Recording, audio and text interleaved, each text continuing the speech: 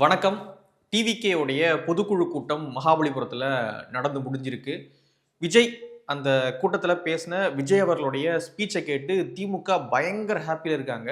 என்ன காரணம்? விஜயோடைய ஸ்பீச்சை கேட்டு ஏன் திமுக ஹாப்பி ஆகணும்? அப்படின்ற ஒரு டவுட் இருக்குல்ல உங்களுக்கு. ஸோ அது தொடர்பாக இந்த வீடியோவில் நம்ம டிஸ்கஸ் பண்ணிடலாம் வாங்க.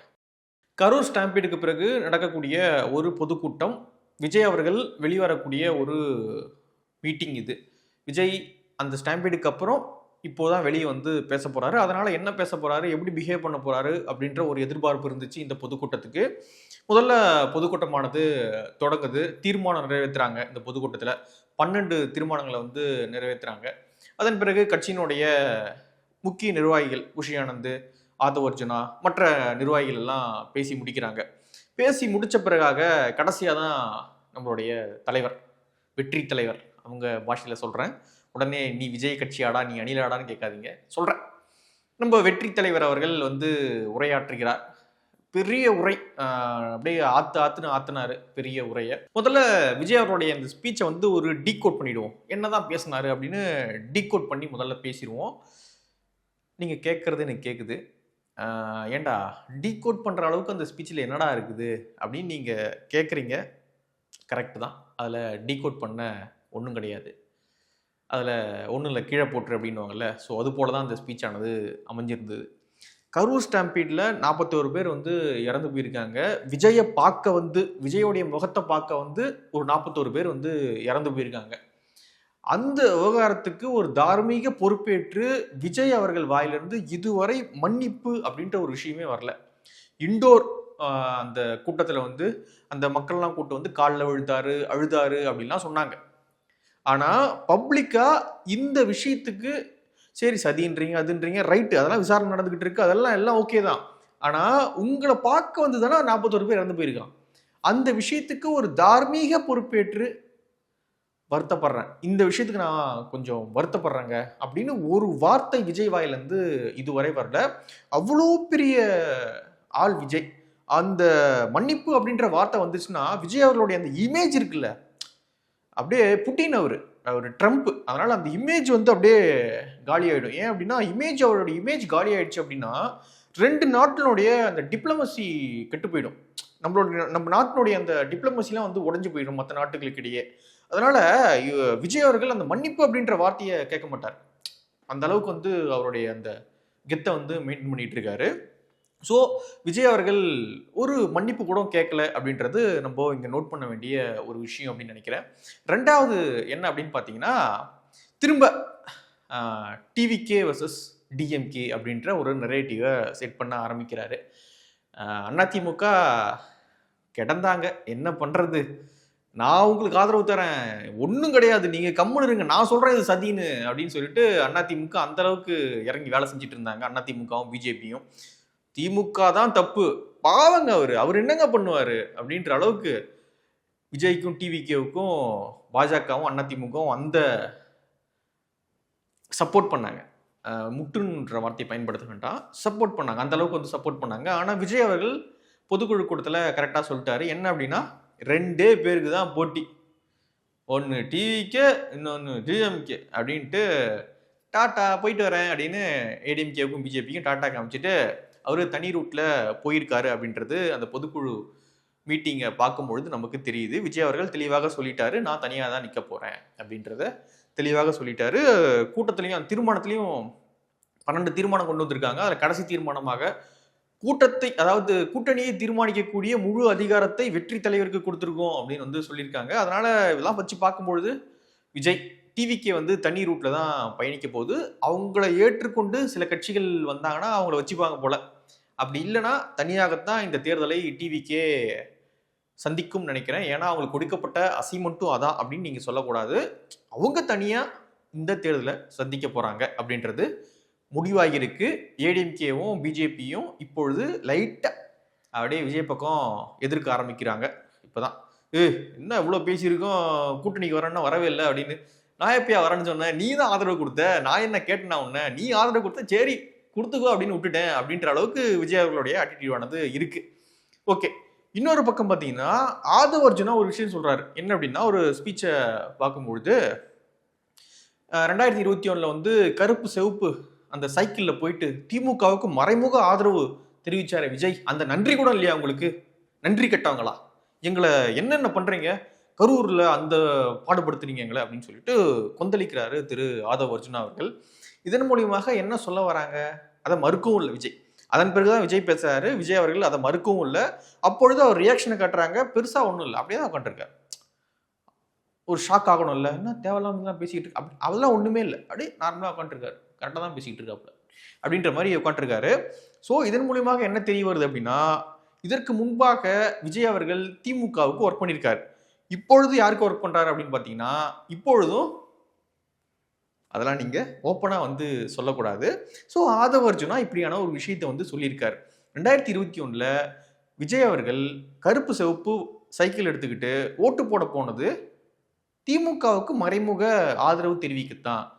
திமுகவை தான் ஓட்டு போட்டிருக்காரு, மற்றவங்களும் ஓட்டு போட்டிருக்க திமுகவுக்கு அப்படின்றத சூசகமாக சொல்வதற்குத்தான் அந்த சைக்கிள் அவர் யூஸ் பண்ணாரு அப்படின்றத ஆதவ் அர்ஜுனா விஜயை மேடையில் வச்சுட்டே சொல்றாரு. அதன் பிறகு பேசின விஜயும் அதை மறுக்கல. ஓகே, அப்போ 21 விஜய் அவர்கள் டிஎம்கேக்கு ஓட்டு போட்டிருக்காரு, டிஎம்கேக்கு ஒர்க் பண்ணியிருக்காரு, அதாவது ஓட்டு போட்டிருக்காரு. ஓகே ரைட், ஓட்டு போட்டிருக்காரு. அதனால தான் 21 டிஎம்கேக்கு ஒர்க் பண்ண ஆதவ் அர்ஜுனா அவர்களும் இப்பொழுது விஜயோடு இருக்காரு. ஓகேங்களா? இப்போ விஜய் அவர்கள் யாருக்கு ஒர்க் பண்ணிட்டு இருக்காரு உங்ககிட்டே விட்டுறேன். 2 விஷயங்கள் தெளிவாக தெரியுது இந்த பொதுக்குழுவை வச்சு பார்க்கும்பொழுது. ஒன்று, டிவிக்கே தனிச்சு தான் போக போறாங்க அப்படின்றது தெளிவாக தெரியுது. அதிமுகவுக்கு பெரிய டாட்டா காமிச்சிட்டு அவங்க தனியா பயணிக்க போறாங்க. ஒன்று.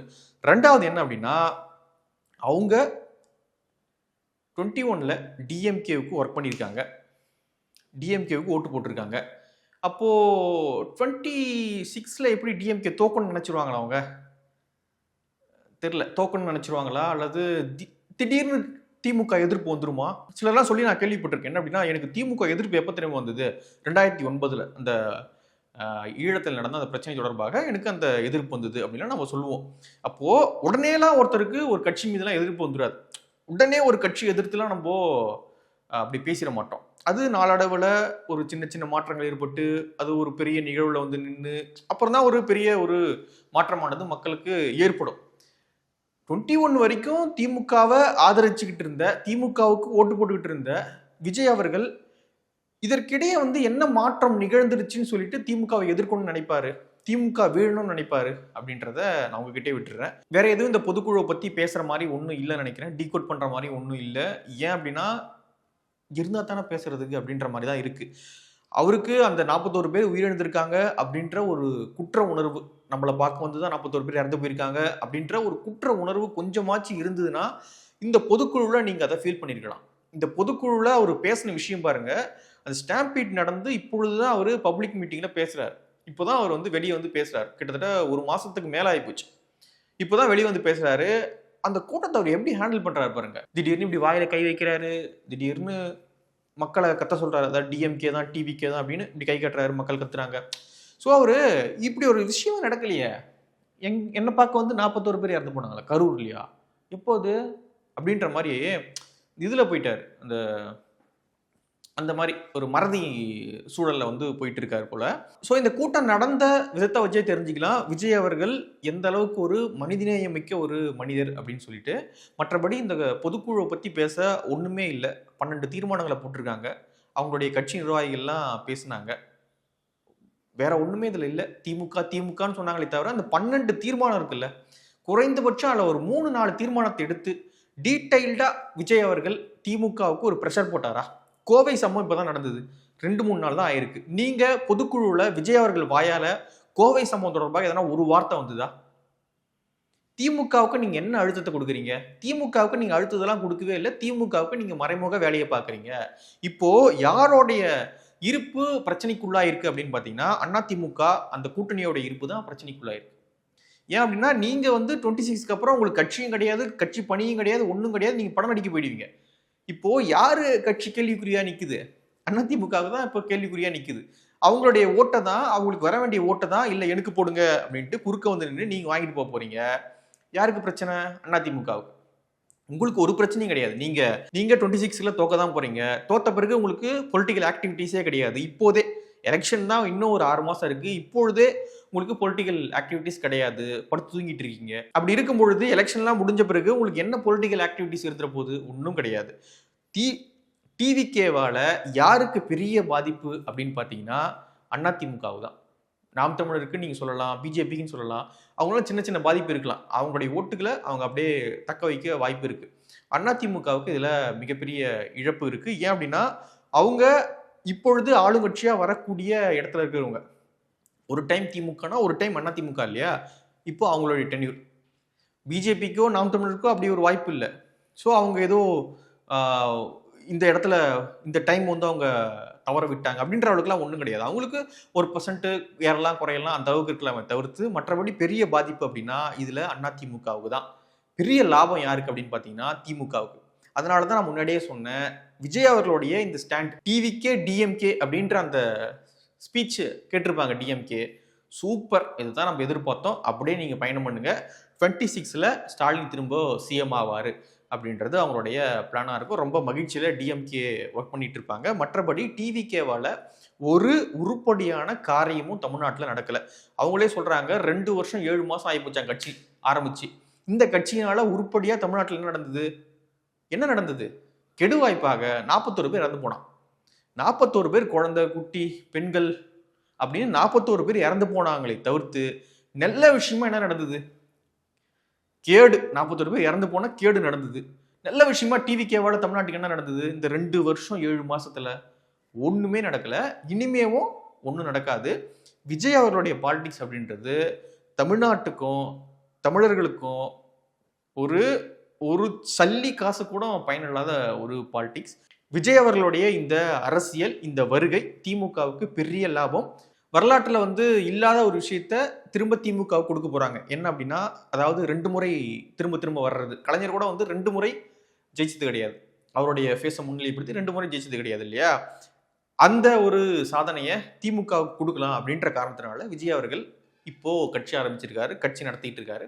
மற்றபடி டிவிகேவுக்கு எந்த ஒரு அடிப்படை நோக்கமோ மக்கள் நலன் அரசியலோ ஒண்ணுமே கிடையாது. அந்த கட்சி தமிழ்நாட்டுக்கு கேடு கேடு கேடு.